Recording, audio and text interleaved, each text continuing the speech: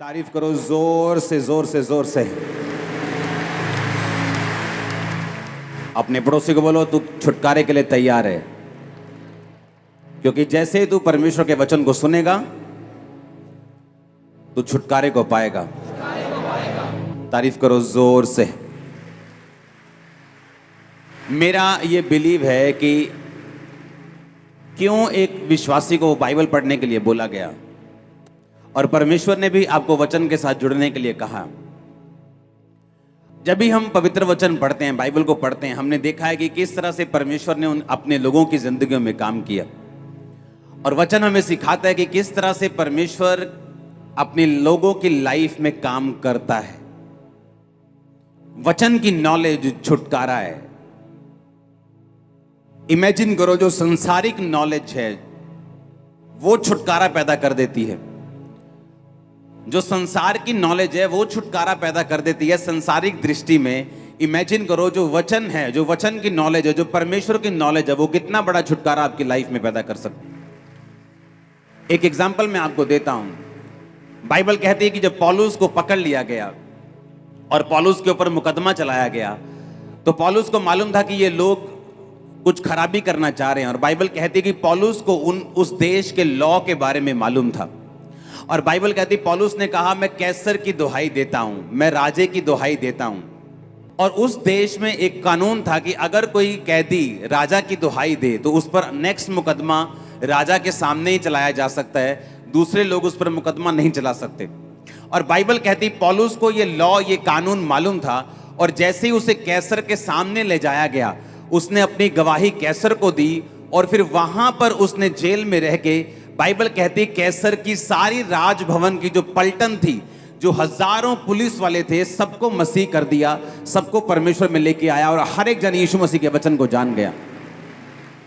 एक संसारिक नॉलेज जो थी, पौलुस को मालूम था कि इस देश का कानून जो वो क्या कहता है, और उस तरफ से जब उसको इस संसारिक नॉलेज थी, उस तरह से उसने कितना बड़ा छुटकारा अपनी लाइफ में हासिल किया। मैं आपसे ये कह रहा हूं कि अगर संसारिक नॉलेज छुटकारा पैदा कर सकती है, तो इमेजिन करो जो परमेश्वर के संविधान की, वचन की, जो हमारा स्पिरिचुअल संविधान है, उसकी नॉलेज हमारी लाइफ में कितना बड़ा छुटकारा पैदा कर सकती है। आमीन।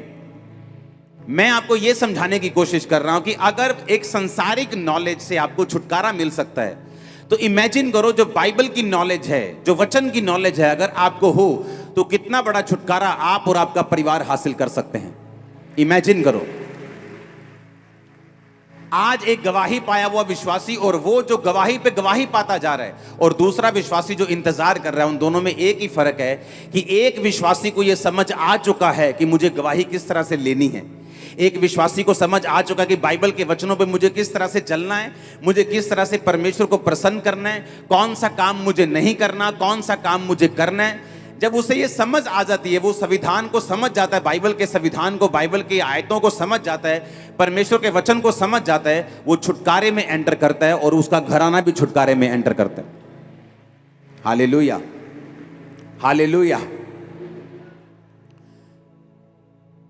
मैंने अपनी लाइफ में बड़ा छुटकारा देखा है, और मेरा विश्वास है कि मैं आपको गाइड कर सकता हूं उस छुटकारे के लिए जो आपको चाहिए। मैंने अपनी लाइफ में हर तरह का छुटकारा देखा है, वो मेरे परिवार का हो, मेरे आत्मा का हो, मेरे शरीर का हो, मेरे फाइनेंस का हो, हर तरह का डिलीवरेंस, हर तरह का छुटकारा, हर तरह के डिलीवरेंस मैंने अपनी लाइफ में ग्रहण किए। और मैं आपकी अगुवाई कर सकता हूं हर तरह के डिलीवरेंस को लेने के लिए। कुछ लोग बोलते हैं यीशु मसीह सिर्फ आत्मिक डिलीवरेंस दे सकता है, ऐसा नहीं। वो आपको शारीरिक भी डिलीवर कर सकता है, स्पिरिचुअल डिलीवरेंस दे सकता है, फाइनेंशियल डिलीवरेंस दे सकता है। उद्धार कई तरह का है, सिर्फ शारीरिक नहीं, सिर्फ चंगियाई नहीं, सिर्फ आत्मा का उद्धार नहीं, फाइनेंस का भी उद्धार है, देश का भी उद्धार है, परिवार का भी उद्धार है। हर तरह का उद्धार है बाइबल में जो परमेश्वर आपको दे सकता है, अगर सिर्फ हम उसके वचन को सुने ध्यान से तो। आमीन। अपने पड़ोसी को बोलो ध्यान से सुनना, अपने पड़ोसी को बोलो ध्यान से सुन। आमीन। जिस छुटकारे की मैं आपसे बात कर रहा हूं, जो छुटकारा आपको चाहिए, मैं आपको बोल चुका हूं कि स्पिरिट में वो छुटकारा आपके अंदर एंटर कर चुका है। ये जस्ट आपके अंदर ग्रो होगा और आप टेस्टिमनीज के साथ वापस आना शुरू हो जाएंगे। अब जो चीज मैं आपको बताना चाहता हूं, अगर आप ऐसे लोगों की बात करें जो बाइबल में हमारे हीरो हैं, जो अब्राहम है, जो दाऊद है, जो सुलेमान है, जो पतरस है, जो पौलुस है, अगर हम उनकी बात करें कि उनकी जिंदगी में जो छुटकारा आया वो किस तरह से आया, नोट करो अपनी बुक में इब्रानियों की पुस्तक 11 उसकी 8 से लेके 19 आयत तक। उसमें लिखा, विश्वास ही से अब्राहम जब बुलाया गया तो आज्ञा मानकर ऐसी जगह निकल गया जिसे मिरास में लेने वाला था, परंतु वह ना जानता था कि मैं किधर जाता हूं, तो भी निकल गया। विश्वास ही से उसने प्रतिज्ञा किए हुए देश में, परदेसी देश में परदेशी के समान रहकर इसहाक और याकूब समेत जो उसके साथ उसी प्रतिज्ञा के वारिस थे तंबुओं में वास किया, क्योंकि वह उस स्थिर नींव वाले नगर की बाट जोहता था जिसका रचने वाला और बनाने वाला परमेश्वर है। बाइबल कहती है कि विश्वास से अब्राहम निकल गया। कहां पर? परमेश्वर ने कहा अपने देश को, अपने परिवार को छोड़ दे और चला जा उस देश को जो मैं तुझे दिखाऊंगा। बाइबल कहती है उसने इंतजार नहीं किया और निकल गया घर से। यह भी मालूम नहीं था कि मैं इधर को जाऊं, उधर जाऊं, इधर जाऊं कि इधर जाऊं। जस्ट इतनी आज्ञा मिली थी कि अपने घर से निकल, अपना बैग पैक कर और निकल जा। जो देश मैं तुम्हें दिखाऊंगा उस देश में चला जा, अपने घर, कुटुंब, परिवार को छोड़ के चला जा। परमेश्वर ने कहा था जब महायाजक साल में एक बार गुनाहों के लिए लहू को बहाएंगे तो जो जानवर वो बलि करेंगे उसकी देह को छावनी के बाहर जलाया जाएगा। अगर उस जानवर की देह को छावनी के बाहर, शहर के बाहर, बस्ती के बाहर नहीं जलाया जाएगा तो तुम्हारा छुटकारा नहीं होगा। अब्राहम को भी परमेश्वर ने यही कहा, जब तक तू अपने कुटुंब, अपने परिवार, इन लोगों को छोड़कर, अपनी छावनी को छोड़कर नहीं जाता, मैं तेरा छुटकारा नहीं कर सकता। तुझे मिस्र को छोड़ना होगा, पुरानी जिंदगी को छोड़ना होगा, पुराने तौर तरीकों को छोड़ना होगा, तो मैं उस छुटकारे को कर सकूंगा जो मैंने तेरे लिए सोचा हुआ है। अपनी पुरानी जिंदगी में, अपनी पुरानी जिंदगी के रीति रिवाजों में, अपनी पुरानी जिंदगी के तौर तरीकों में रहकर आप परमेश्वर से वो छुटकारा हासिल नहीं कर सकते जिसके लिए परमेश्वर आपको अपने पास बुलाना चाहता है।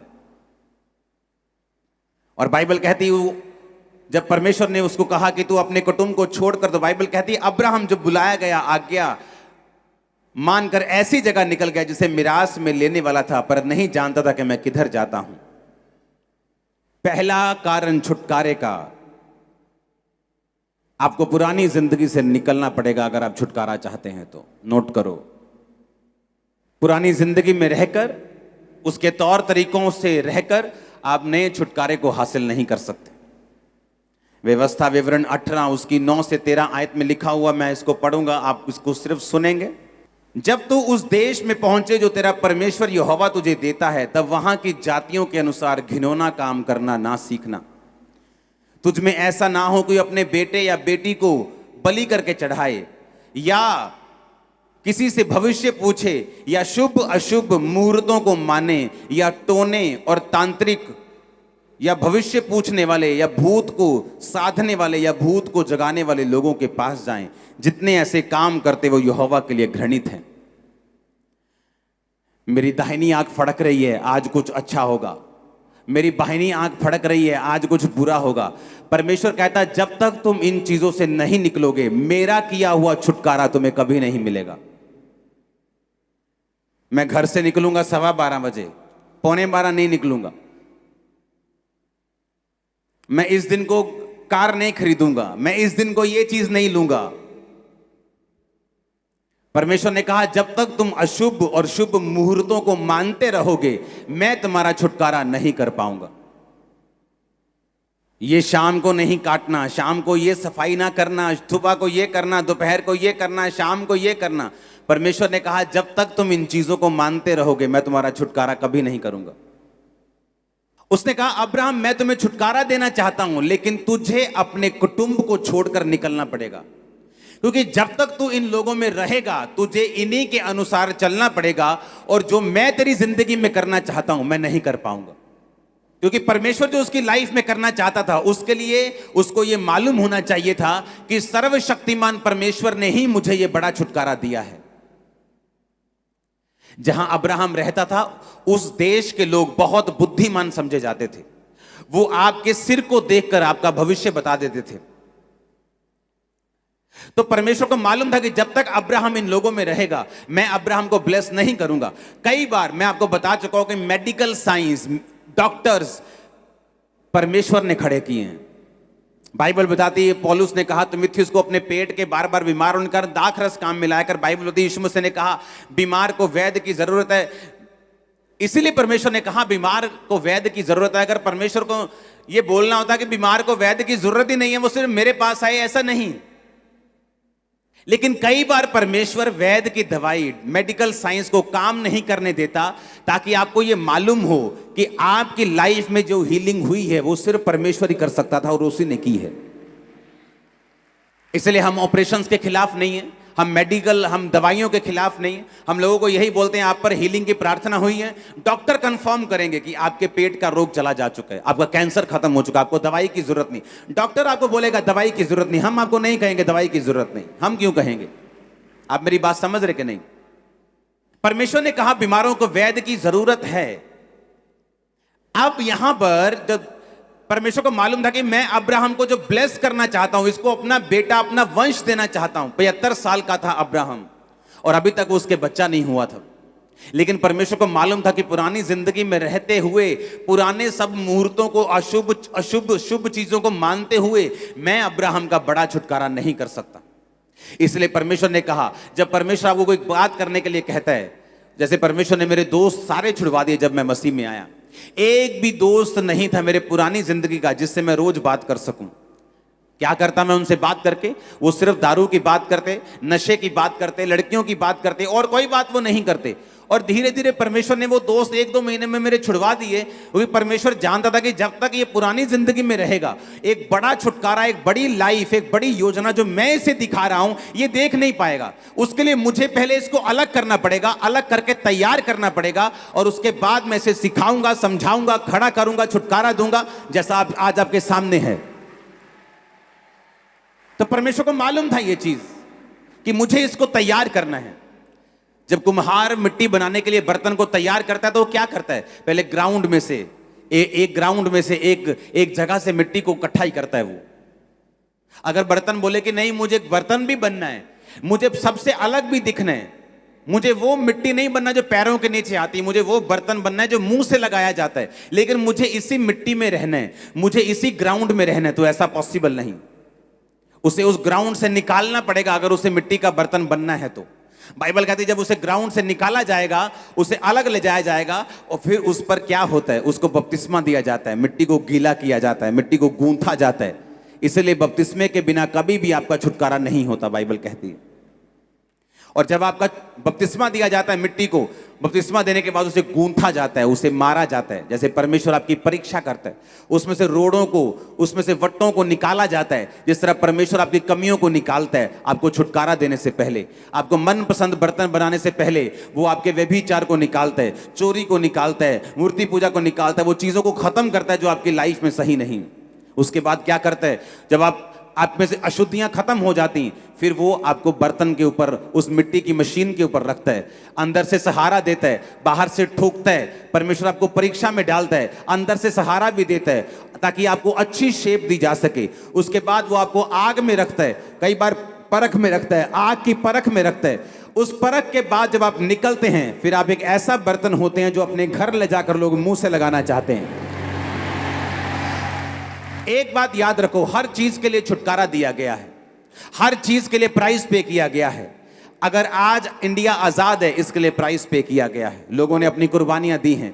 अगर आज आप आराम से यहां बैठे हैं तो फौजियों की कुर्बानियां आज भी हो रही हैं बॉर्डर के ऊपर।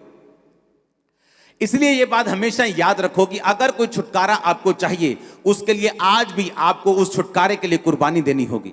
आपको अपने टाइम की, अपनी विल की, अपनी इच्छा की, क्योंकि आप उसी ग्राउंड में रह के, उसी दुनिया में रह के, उन्हीं दोस्तों में रह के, उन्हीं रिश्तेदारों में रह के आप परमेश्वर के बड़े छुटकारे को अपनी जिंदगी में हासिल नहीं कर सकते। परमेश्वर ने क्या कहा? परमेश्वर ने कहा तुम में कोई ऐसा ना हो जो अपने बेटे या बेटी को बलि चढ़ाए, भविष्य पूछने वाला हो, शुभ अशुभ मुहूर्त को मानने वाला हो, तो मैं तुम्हारा छुटकारा फिर नहीं कर पाऊंगा। हालेलुया। औरतों को आदत होती सबसे ज्यादा ये चीजों को मानने की, और इसलिए सबसे ज्यादा बंधन भी उन्हीं की जिंदगियों में रहते हैं। परमेश्वर ने कहा जब तुम मसीह में हो सब कुछ नया हो चुका है। तुम 12:15 निकलोगे या 11:15, तुम्हारे लिए ब्लेसिंग होगी। तुम जिस मर्जी वार को निकलोगे ब्लेसिंग होगी। जिस मर्जी वार को जो मर्जी खाओगे ब्लेसिंग होगी। वो आमीन ऊंचा चाहिए। यहां पे अब्राहम को छुटकारा कैसे मिला? बाइबल कहती उसने परमेश्वर की आवाज को सुना कि अगर परमेश्वर मुझसे कह रहा है तो ये मेरे फायदे के लिए है। वो मुझे दुखी नहीं करना चाहता, वो मुझे बोर नहीं करना चाहता, वो मुझे तंग नहीं करना चाहता, पर वो मेरी जिंदगी में बड़ा छुटकारा देना चाहता है। इसलिए परमेश्वर ने कहा तुम्हारी सोच में मेरी सोच में जमीन और आसमान का फर्क है। तुम्हारे काम करने के तरीकों मेरे काम करने के तरीकों में जमीन और आसमान का फर्क है। इसलिए हमें उसी के अनुसार चलना है जो परमेश्वर कहता है, जो वचन कहता है। अगर हम उसी चीज के अनुसार चलेंगे तो बड़ा छुटकारा आप पाने वाले यीशु मसीह के नाम में। दूसरी बात, छुटकारा उनको मिलता है। दूसरा पॉइंट यह है आज की मीटिंग का, छुटकारा उन लोगों की जिंदगियों में हासिल होता है जो परमेश्वर की योजना को अपनी जिंदगी के छुटकारे से भी ज्यादा बड़ा स्थान देते हैं। अब्राहम को मालूम था कि परमेश्वर ने उसे बेटा देने के लिए बुलाया है। अब्राहम को मालूम था कि परमेश्वर ने उसके वंश को बढ़ाने के लिए बुलाया है। पर बाइबल कहती एक समय ऐसा आया जब अब्राहम को यह शक रूपी विश्वास हो गया कि अब उसके बेटा नहीं हो सकता। और जब दूत ने कहा कि अगले साल तेरे बेटा होगा, उसने कहा अब मुझसे मजाक ना कर। मेरी पत्नी जो बहुत बूढ़ी हो चुकी है, जिसका मासिक धर्म बंद हो चुका है, अब हमारे संतान नहीं होगी। लेकिन हम परमेश्वर में ही हैं, हम भागे नहीं हैं, हम दौड़े नहीं हैं, हम यहोवा से दूर नहीं हुए, हम अपने देश में वापिस नहीं गए। उसने कहा उन्होंने पराये देश में परदेसी के समान उन दिनों को बिताया जब लोगों की जिंदगी में गवाही नहीं बनती। उनके अपने लोग उन्हें खींचते हैं, पुरानी जिंदगी उन्हें खींचती है, पुराने लोग, पुराने रीति रिवाज, पुराने रिश्तेदार उन्हें खींचते हैं, शैतान उन्हें खींचने की कोशिश करते हैं। लेकिन जब अब्राहम को मालूम हो गया कि मैं जिस परमेश्वर के पीछे चला हूं ये जीवित परमेश्वर है, एकमात्र परमेश्वर है, बाइबल कहती परदेसी के समान उसने जीवन बिताया। और उसको एक दिन यकीन हो गया कि अब मेरे बच्चा भी नहीं होगा, तो भी उसने परमेश्वर की आराधना करनी नहीं छोड़ी। किन लोगों की जिंदगी में छुटकारा एंटर करता है, किन लोगों की जिंदगी में छुटकारा जाता है? वो लोग जो परमेश्वर को, उसकी योजना को अपने छुटकारे से भी ज्यादा प्यार करते हैं, अपनी हीलिंग से ज्यादा प्यार करते हैं, अपनी प्रार्थना के उत्तर से कम परमेश्वर से ज्यादा प्यार करते हैं। उन लोगों की जिंदगी में छुटकारा एंटर करते हैं। बाइबल कहती जब परमेश्वर ने, जब हम उत्पत्ति 22 उसकी 1 से 13 आयत में पढ़ते हैं, तो परमेश्वर ने एक बार अब्राहम को कहा कि जा और फलाने फलाने पहाड़ पर जाके, फिर अब्राहम, इन बातों के पश्चात ऐसा हुआ कि परमेश्वर ने अब्राहम से कहा कि हे अब्राहम, उसने कहा देख मैं यहां हूं। उसने कहा अपने पुत्र को, अर्थात एकलौते पुत्र इसहाक को जिससे तू प्रेम रखता है, संग लेकर मोरिया देश में चला जा और वहां एक पहाड़ के ऊपर जो मैं तुझे दिखाऊंगा वहां उसकी बलि देना। हालेलुया। अब जब परमेश्वर ने उसको बलि देने के लिए कहा तो बाइबल कहती उसने अपनी पत्नी से भी सलाह नहीं की। उसको मालूम था मैं सलाह मशवरे में पड़ जाऊंगा तो मैं आत्मा से हट जाऊंगा। उसने अपने बेटे को तैयार किया, उसने अपने गधों को तैयार किया, अपने सेवकों को तैयार किया, अपने बेटे को बिठाया, सब कुछ लिया, साथ में छुरी ली और निकल गया। रास्ते में उसका बेटा पूछता रहा कि पिता सारा कुछ हमारे पास है, लकड़ी है, सब कुछ है, लेकिन बलि कहाँ है, होम बलि की भेड़ कहाँ है? तो उसने कहा बेटा परमेश्वर इंतजाम करेगा उस भेड़ का। उस बेटे को इतना भी मालूम नहीं था कि मैं ही वो भेड़ हूं जो आज कुर्बान होने जा रही। सुनो मेरी बात, जब वहां पे पहुंचा पहाड़ के पास, तो जब उस पे छुरी बढ़ाकर इसहाक के गले को काटने लगा तो आवाज आई कि अब्राहम, अब्राहम, अपने बेटे को मत मार, अपने लड़के पे हाथ मत बढ़ा, क्योंकि तूने जो अपने निज पुत्र को भी नहीं रख छोड़ा, इस कारण मैं जान गया हूं कि तू परमेश्वर का भय मानता है। जब परमेश्वर आपको छुटकारा देता है तो वो आपका कर्जदार नहीं है। परमेश्वर ने कोई आपका कर्जा नहीं देना। अगर उसने आपको अपने पास बुलाया तो वो आपका कर्जदार नहीं है। वो आपका कर्जदार नहीं कि उसने आपको छुटकारा देना ही देना है। नहीं तो लोग क्या कहेंगे, उसे कोई परवाह नहीं है लोग क्या कहेंगे। जब परमेश्वर आपको पुत्र बना लेता है तो वो देखता है कि जो पुत्र की वारिस की, जो मेरे वारिस की चीजें हैं, जो आपकी मिरास है, जो आपकी ब्लेसिंग्स हैं, उनको देने से पहले मैं ये जांच लूं कि ये मेरा बेटा है या नाजायज संतान है, बाइबल कहती है।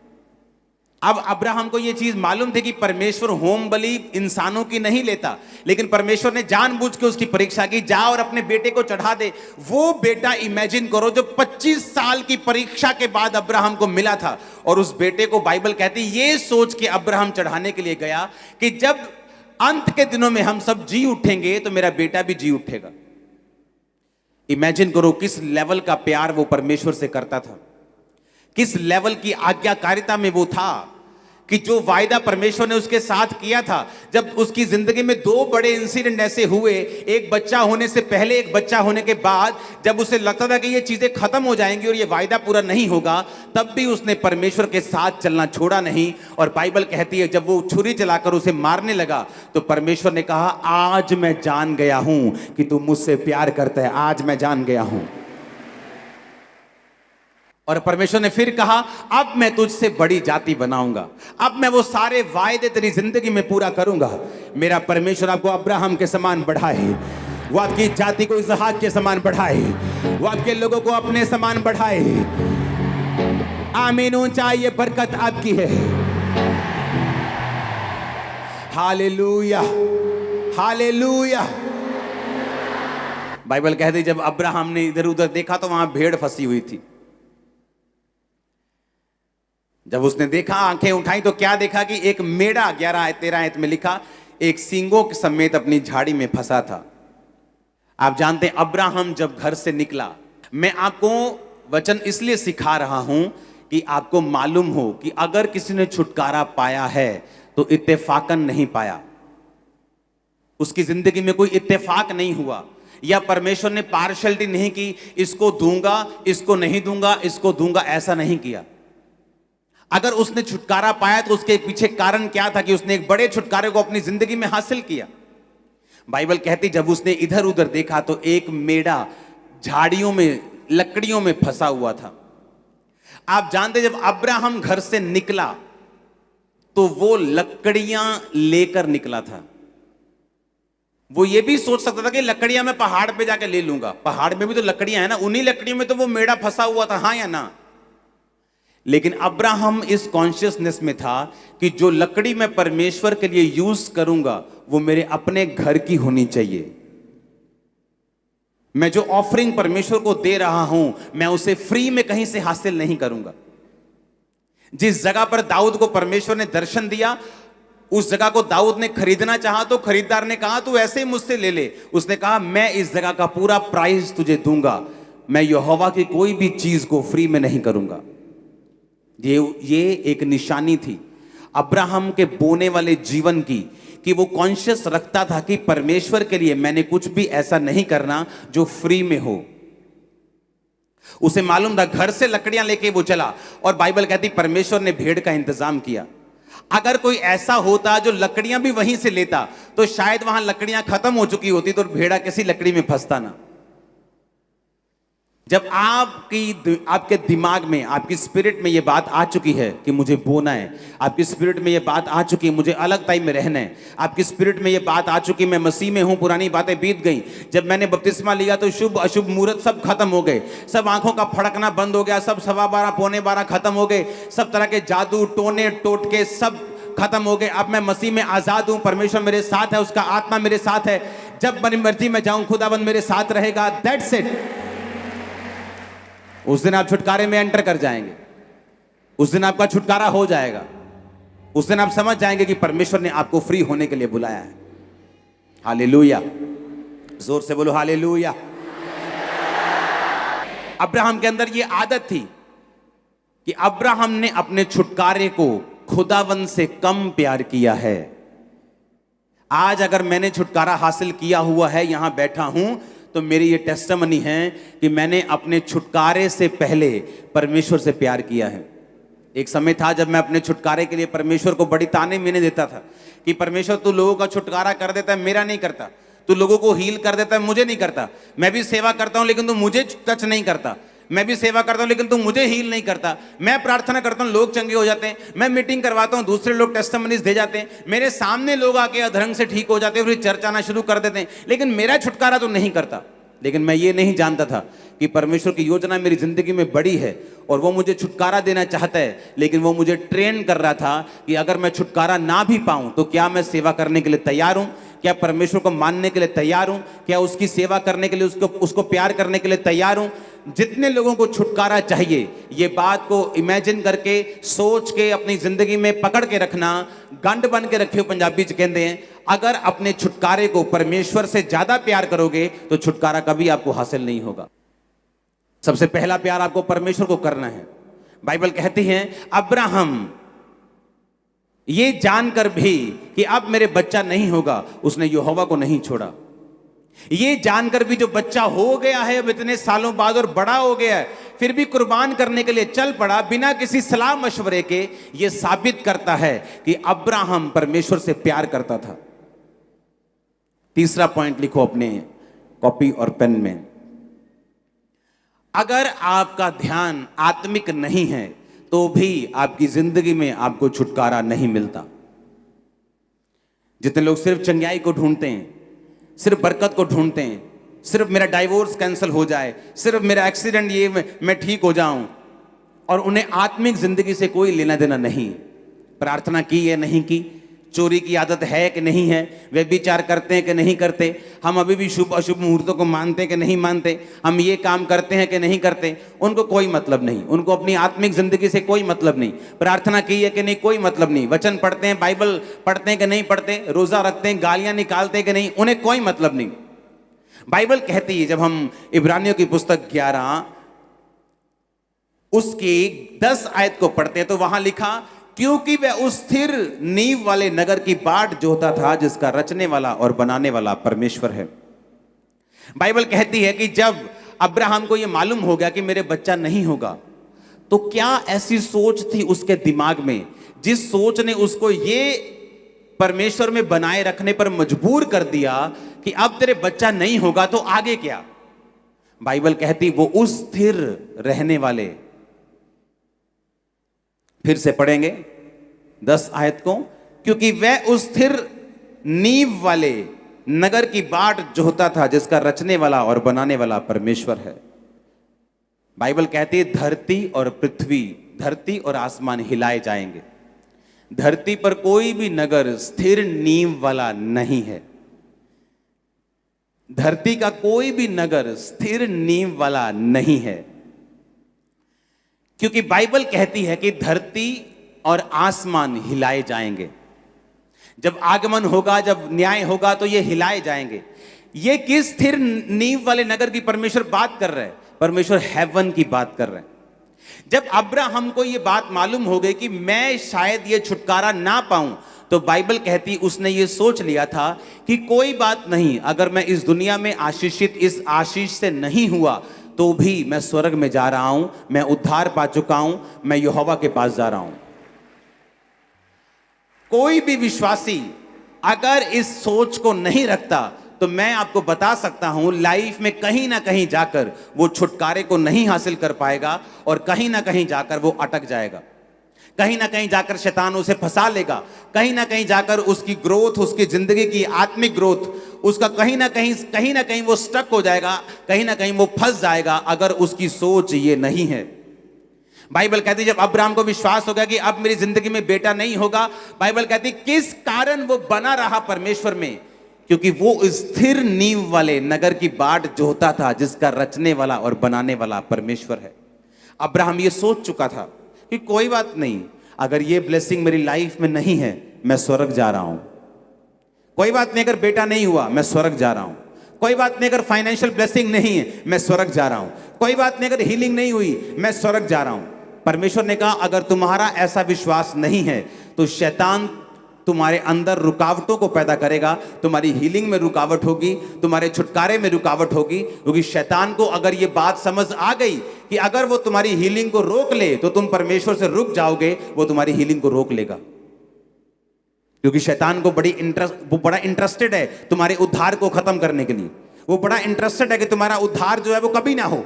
वो बड़ा उसको तुम्हारी हीलिंग रोकने से कोई लेना देना नहीं। उसको हीलिंग ना हो, छुटकारा हो, पैसे की बरकत मिले, उसको कोई लेना देना नहीं। वो इन चीजों को रोकता है ताकि तुम्हारे उद्धार पर चोट कर सके, तुम्हें परमेश्वर से दूर लेके जा सके।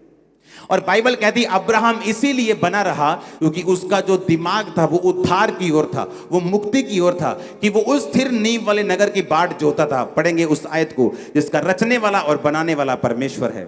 आमीन। मैं आपको फिर कह रहा हूं, अगली आयत में लिखा, विश्वास से सारा ने बूढ़ी होने पर गर्भ धारण करने की सामर्थ पाई। सामर्थ तब काम करती है जब आपके अंदर फेथ होता है। फेथ सिर्फ यही नहीं, विश्वास सिर्फ यही नहीं कि एक दिन प्रभु मुझे चंगा करेगा या उसके कोड़े खाने से मैं चंगा हो चुका हूं। विश्वास इसको भी कहते हैं, वो चंगा करे ना करे, वो मेरा परमेश्वर है, मैं स्वर्ग जा रहा हूं, मैं उद्धार पा चुका हूं, मैं परमेश्वर की संतान हूं। आमीन। और जब आप ऐसा विश्वास रखते हैं, जब आपका विश्वास अटल है, आपने परमेश्वर में जीने और मरने का फैसला कर लिया है, आप भी सामर्थ पाएंगे इम्पॉसिबल चीजों को पॉसिबल करने की। वचन कहता है सारा ने सामर्थ पाई गर्भ धारण करने की। मैं आपको सामर्थ देता हूं यीशु के सामर्थी नाम में सब कुछ धारण करने की। मैं अनॉइंट करता हूं आपको यीशु मसीह के सामर्थी नाम में सारा की तरह ब्लेसिंग लेने की सामर्थ को आपकी लाइफ के ऊपर रिलीज करता हूं। आमीन हो जाए बरकत तुम्हारी है चर्च। Hallelujah, hallelujah. याद रखो, मेरी बात को कान खोलकर सुनना। दुनिया की हर ब्लेसिंग आप लोगों के लिए बनाई गई है। दुनिया की हर बेस्ट चीज तुम्हारे लिए बनाई गई है। आपको क्या लगता है, दुनिया की बेस्ट ब्लेसिंग पापियों के लिए बनाई गई? दुनिया की बेस्ट मैरिज लाइफ पापियों के लिए बनाई गई? दुनिया की बेस्ट फाइनेंशियल लाइफ पापियों के लिए बनाई गई? बताओ तो, हाँ या ना? दुनिया की बेस्ट ब्लेसिंग जीसस ने बनाई है और आपके लिए बनाई है, पर उनको लेने का तरीका है। अगर तरीका नहीं आता तो सफर करेंगे हम फिर। अगर तरीका नहीं आता तो बल्ब बेचने वाला भी कई बार अंधेरे में रह सकता है, अगर उसकी दिक्कत हो दुकान में तो। अपनी अगर कनेक्शन कटे हुए हो तो बेचता बल्ब हो तो उसके अपने दुकान में अंधेरा रह सकता है। छुटकारा परमेश्वर ने हमें सिखाया है किस तरह लेना है। दिमाग आत्मिक रखना है, दिमाग स्वर्ग के ऊपर रखना है, दिमाग उद्धार के ऊपर रखना है कि मेरा उद्धार हो चुका है, मैं स्वर्ग जा रहा हूं। ये आनंद आपके अंदर होना चाहिए। अगर ये आनंद आपके अंदर है तो आप परमेश्वर को कभी नहीं छोड़ेंगे, चाहे आपकी प्रार्थना का उत्तर कुछ देर के लिए ना भी आए तो। लेकिन अगर ध्यान आत्मिक नहीं है, अगर ध्यान स्वर्ग की ओर नहीं है, अगर ध्यान धरती की चीजों की ओर है, तो जहां फिर आपको ये चीजें ऑफर होंगी फिर आप वहां पर भागेंगे। फिर जब कोई बोलेगी बहन जी बाबा बहुत सियाना, एक कर ही आ जाओ बस, आप जाएंगे, क्योंकि आपको आपकी कैंसर से शिफा चाहिए। और परमेश्वर आपको सिर्फ शिफा नहीं देना चाहता, वो आपके लिए बड़ी योजना रखता है। वो आपके परिवार को सेव करना चाहता है, वो आपको लंबी आयु देना चाहता है, वो स्वर्ग के अधिकारी आपको बनाना चाहता है, वो जयवंत जीवन आपको देना चाहता है। लेकिन उसको लेना हमने लेना है तरीके के साथ, हमने लेना है सही रीति के साथ, सही तरीकों को अपनाते हुए उसे हमने लेना है। इसलिए अच्छी चर्च में जाना जरूरी है, जीवित चर्च का हिस्सा बनना जरूरी है। इसलिए जहां वचन की गहराई हो उस चर्च में जाना जरूरी है, जहां सामर्थ्य हो वहां जाना जरूरी है, ताकि जो छुटकारा बाइबल में आपके लिए निर्धारित है आप उसे पा सकें। कितनों को मेरी बातें समझ आ रही हैं? और ये परमेश्वर का प्लान है आपकी लाइफ में कि अगर आप पुरानी जिंदगी से अलग नहीं होते, छुटकारा नहीं होता। मैंने आपको एग्जांपल समझाई है, मिट्टी के बर्तन की कुम्हार किस तरह से उसे बनाता है। वो उसे दुनिया से अलग करता है, वो उसे आम ग्राउंड से अलग करता है, उसको उसकी अशुद्धियां निकालता है, उसको पानी का बपतिस्मा देता है, उसको गूंथता है, फिर उसको बर्तन पे रखता है, फिर उसको आग में रखता है, फिर जाकर वो बर्तन बनता है।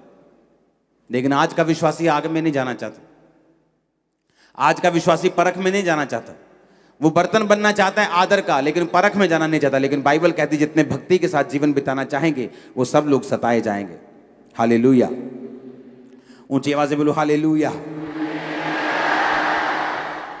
15 आयत में लिखा, इब्रानियों 11 उसकी 15 आयत, और जिस देश से वो निकल आए थे यदि उसकी सुधि करते तो उन्हें लौट जाने का अवसर था, परंतु वे एक उत्तम अर्थात स्वर्गीय देश के अभिलाषी हैं, इसलिए परमेश्वर उनका परमेश्वर कहलाने में उनसे शर्माता नहीं, क्योंकि उनके लिए एक नगर तैयार किया गया है। बाइबल कहती है यदि वो उस देश से जहां से निकल आए थे उसको याद करते, कितना सोना यार मैं पैग लांदा सी। हाँ, जैसे मिस्री बोलते थे, ओ यार किथे ले आया तू, अं उथे क्या प्याज खाते थे, वहां पे हम लहसन खाते थे, मछलियां खाते थे, कहां जंगल में तुम मन्ना मन्ना करी जा रहे हो, रोज बोर हो गए मन्ना खा खा के हम। पुराने देश को याद करना, पुराना सिगरेट, पुराना सूटा, पुरानी भंग, पुरानी सहेली, पुराना सहेला, उसको याद करना। उसने कहा अगर तुम उन चीजों को याद करते तो उन्हें लौट जाने का अवसर होता। अगर मुझे लौटना नहीं है वापिस तो मैं याद क्यों करूंगा? फिर जिस गली मुझे जाना ही नहीं है मैं उसका एड्रेस क्यों पूछूंगा? जो काम मुझे करना ही नहीं है मैं बैठकर पुराने दोस्तों के साथ उसे क्यों डिस्कस करूं कि हम कैसे पैग लगाते थे, हम क्या बातें करते, मैं क्यों बात करूं ऐसी? भाई कहता अगर उन्होंने उस देश में लौटना होता तो उसे याद करते, पर कहता उन्होंने लौटना नहीं था क्योंकि वो स्वर्गीय देश के अभिलाषी थे। जब तुम स्वर्गीय देश के अभिलाषी हो, दुनिया की ब्लेसिंग्स तुम्हारे पांव चूमेंगे, याद रखना। दुनिया की ब्लेसिंग्स मैं फिर कह रहा हूं तुम्हारे पांव चूमेंगी अगर तुम स्वर्गीय देश के अभिलाषी हो तो। शैतान तुम्हारी कोई ब्लेसिंग रोक नहीं सकता अगर तुम स्वर्ग को देख रहे हो तो। अगर तुमने विश्वास कर लिया है कि मैं स्वर्ग जा रहा हूं, ब्लेसिंग मायने नहीं रखती, तो याद रखो मैंने कहा ब्लेसिंग आएगी नहीं, मैंने कहा तुम्हारे कदम चूमेगी ब्लेसिंग यीशु मसीह के नाम में। यह परमेश्वर का वायदा है बाइबल में। फिर से पढ़ेंगे इब्रानिया 11 उसकी 15 आयत को मैं 3 गिनूंगा, ऊंची आवाज में सब लोग पढ़ेंगे, 1 2 3।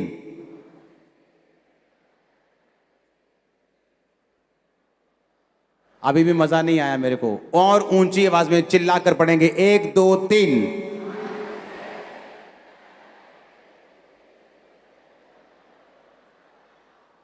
कहता जिस देश से वो निकल आए थे अगर उसकी सुधि करते तो, अगर उसे याद करते तो लौट जाने का अवसर होता।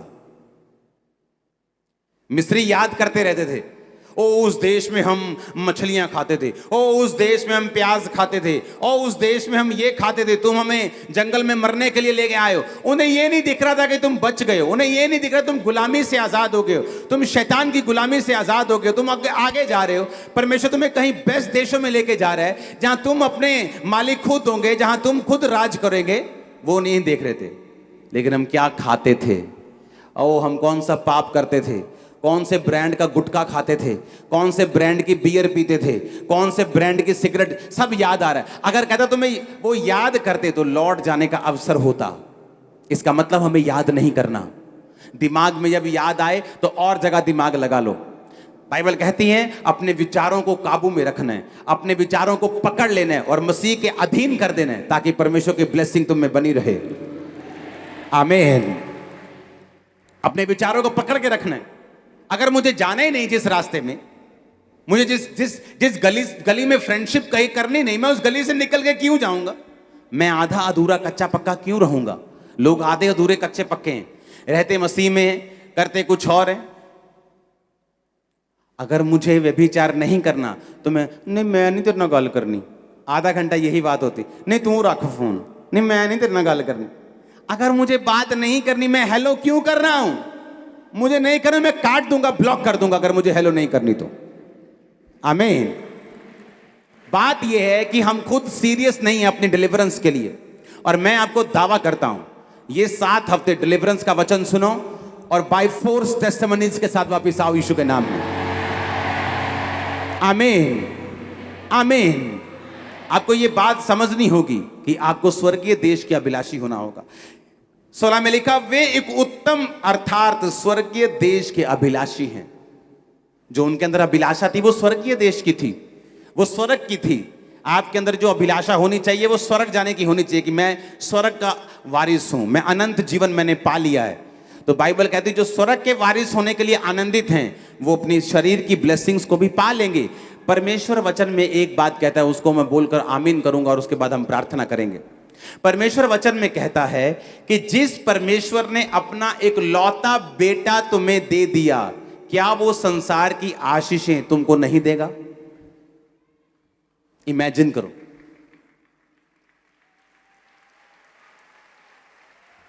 कि आप किसी के घर में जाएं, वो अपना सबसे कीमती चीज आपको दे दे और आप अभी गिलास और टिंडे पांडों के लिए रोते रहे। वो बोले यार चंगा बंदा यार है, मैंने अपनी सबसे कीमती प्रॉपर्टी 500 करोड़ की इसको दे दी हाथ में, ये पेपर इसके हाथ में, और ये पानी के लिए रो रहा है, रोटी के लिए रो रहा है। इसका दिमाग ठीक है कि नहीं? परमेश्वर कहता अगर मैं तुझे भूल जाओ, यहां लाखों की भीड़ है, भूल जाओ, सोचो मैं बैठा हूं, मैं आपसे बात कर रहा हूं, अगर वो तुझे अपना एक लौता बेटा यीशु दे सकता है और तुझे क्या नहीं दे सकता? जस्ट तरीका सीखना है लेने का, जस्ट तरीका सीखना है, जस्ट डिलीवरेंस में एंटर करना है और वर्ड को मानना है। आमीन।